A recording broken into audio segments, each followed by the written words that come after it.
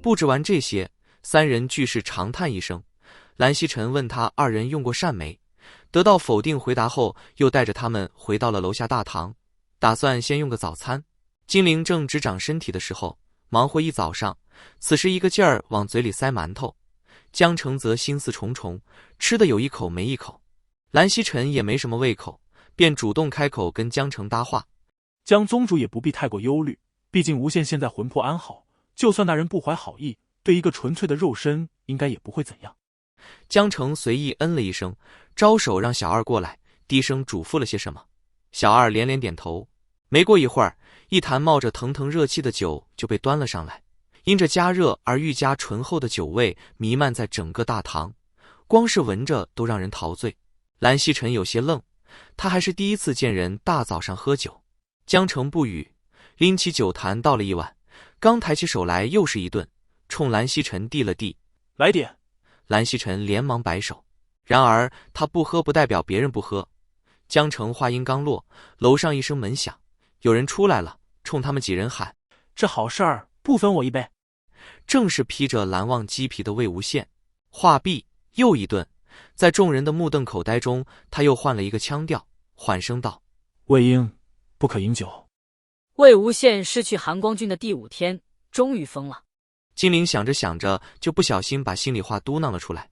楼上的寒光君看了他一眼，金陵抬头刚好与他对上眼神，那目光绝不是属于魏无羡的，浅淡的瞳仁，毫无感情，冷漠疏离。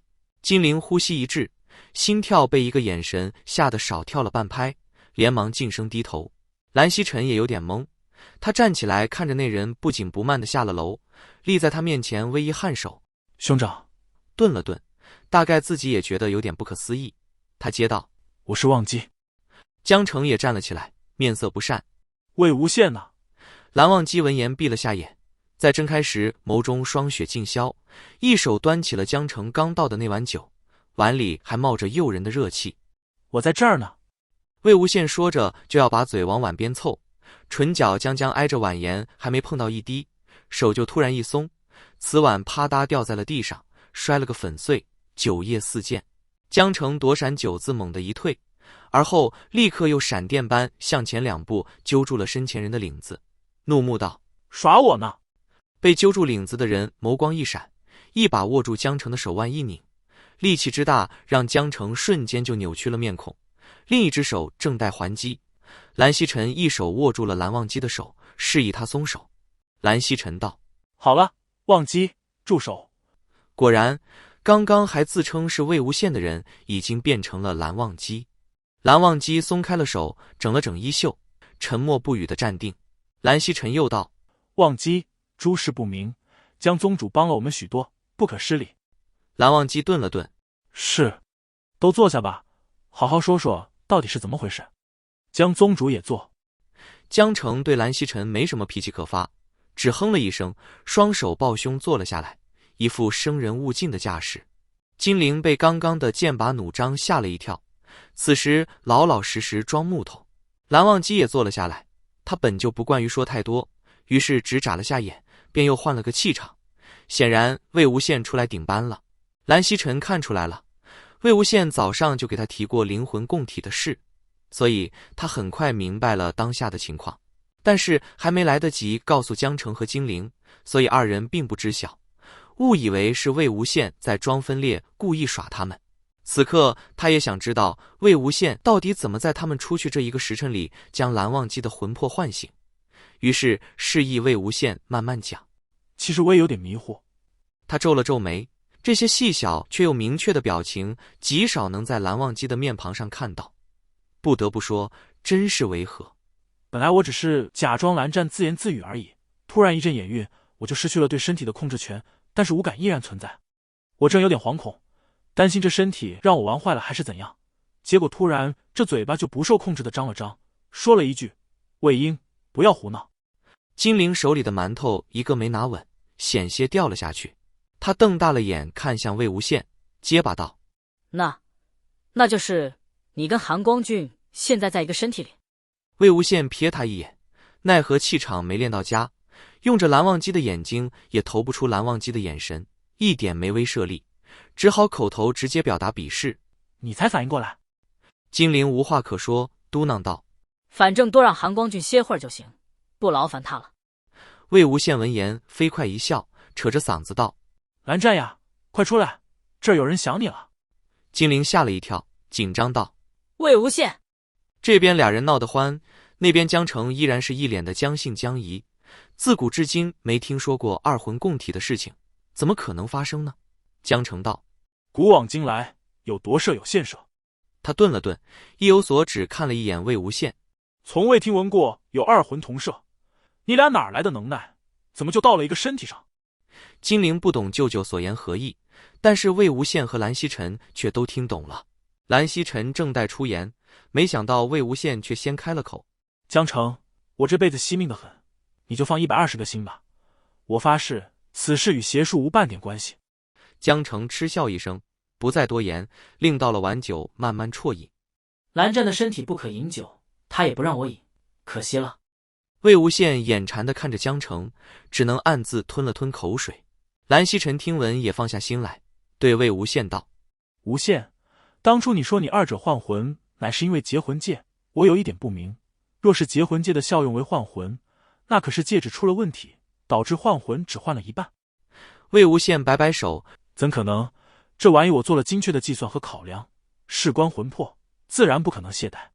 我猜是在我们换魂之时，我紧急在身上翻找符咒，翻到了什么东西，碰到了戒指，才导致了变化。对了，当时韩光俊身体附近有没有散落什么符咒？”这事儿只有金陵知道，他是第一个发现韩光君的人。金陵想了想，都是一些不堪大用的符咒，其中倒是有一个与魂魄相关的。魏无羡立刻追问：“是什么？”金陵道：“引魂符。”引魂符的效用十分简单，就是能将非自然离体，并距离肉身不超过1里的魂魄引回宿主原体。前提是肉身还能继续使用，而不是已经死亡导致的魂魄离体，而且还得是比较弱势的魂魄，且一张符只能对一个魂魄起到作用，毕竟只是一个如此低级的符咒，本不应该发挥什么效用。那日事态紧急，魏无羡摔在地上随便乱抓，偏偏抓住了他。他道：“我明白了，本身灵魂交换就是魂魄非自然离体，魏无羡怕是当时病急乱投医，发挥了引魂符的功能，结果蓝忘机因以血祭剑，魂魄大伤，处于极端虚弱状态，引魂符一引便又回到了体内，而魏无羡的魂魄相较来说反而强劲，引魂符没作用在他身上，便都留在了蓝忘机体内。”魏无羡讲解一番后，金陵听得有点绕，但是蓝曦臣和江澄都听懂了。蓝曦臣接道：“所以因为你的魂魄无甚大碍，醒来的较早，但忘机的魂魄因着之前的虚弱，迟了几天才醒来，这样便合理了。”那结魂戒昨日发热，想是因为蓝忘机魂魄将要醒来。魏无羡颔首，他正待再说话，却突然一顿，眼睫颤了颤，再抬眼时又是一片惯常的疏离冷淡。蓝忘机又出来了。蓝忘机对蓝曦臣道：“兄长，魏婴的肉身可有消息？”看来魏无羡在外巴巴了半天，没关注过自己的身体。蓝忘机急了，便把他给顶掉线了。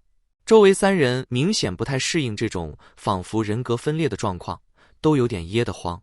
蓝曦臣答道：“暂时还未有消息。”蓝忘机垂了眼，放在膝头的手指微微蜷了蜷。蓝曦臣安抚道：“你的魂魄刚修养好，莫要过度忧虑。刚刚将宗主已经安排下去了，若有消息，第一时间也告知于你。对了，照刚刚无限的说法，若他出现的时候，你的五感也应俱在。”蓝忘机道：“是，只是无法控制身躯。”蓝曦臣笑了笑：“那有消息时，无论你俩谁在，我只要说与一人便可。”蓝忘机点头应下，但眉目间依然浅浅的蹙起。蓝曦臣之一时找不回魏无羡躯壳，蓝忘机便一时不能心安，便也不再劝解，只让蓝忘机先回房休息，若有什么想法可再说与他们。然而魏无羡却再一次顶了出来：“实不相瞒，我做的2枚戒指加了2条壁虎交织的尾巴，是可感应的。巡查带我一个，说不定能直接发现那人藏人的老窝。”蓝曦臣抬头征求江澄意见，江澄却不看他们。金陵见此一愣，连忙替他舅舅应声道：“可以。便也自告奋勇要跟着一起。于是四人分两路，蓝曦臣与江澄去了福陵山查看山顶怪洞，而魏无羡坚信七跷不在那座山上，便带着金陵与一众门生去了思源镇临镇、甘露镇。